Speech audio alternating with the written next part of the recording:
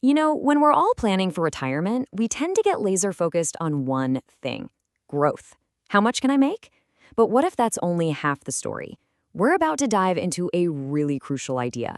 A truly great retirement plan isn't just about what your investments earn, it's about what you actually get to keep.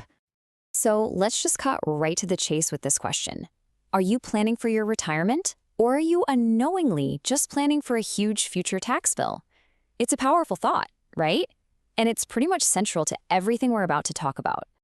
All right, let's kick things off with the strategy that you probably already know pretty well: diversifying against risk. This is, the foundation of modern financial planning. So we'll move through this part nice and quick. It really all comes down to this classic piece of wisdom. Don't put all your eggs in one basket. And hey, this isn't just some old saying your grandpa used. It is the absolute core principle for protecting the money you've worked so hard to build. Now, the official term for this is risk diversification. It's just the fancy way of saying you're spreading your investments across a bunch of different things.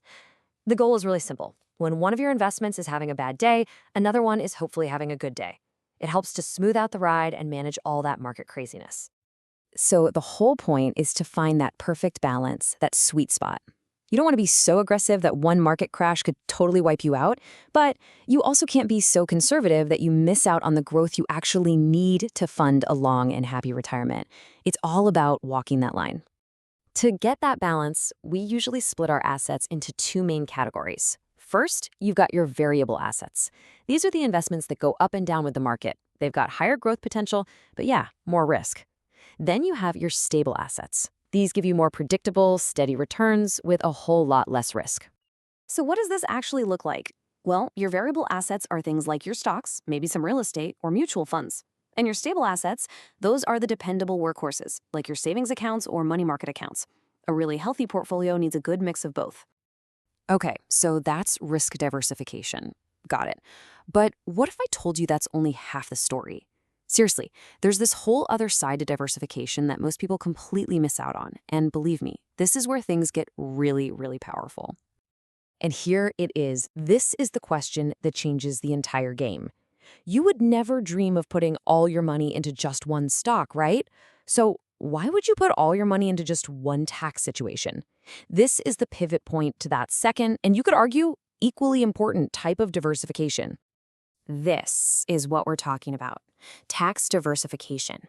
It's the strategy of putting your money into different kinds of accounts that are all taxed differently. The goal here isn't just to grow your money. It's to make sure you can actually use as much of it as possible when you retire, by smartly managing your tax situation ahead of time. So how do you actually do this? Well, it's a lot simpler than you might think. We can organize everything with a really powerful, easy-to-understand framework called the 3 tax buckets. And here they are. It's that simple. Every single dollar you save for retirement is going to fall into one of these 3 buckets. You've got accounts that are taxed later, accounts that are taxed now, and, this is the most exciting one, accounts that can be taxed never. Let's break this down.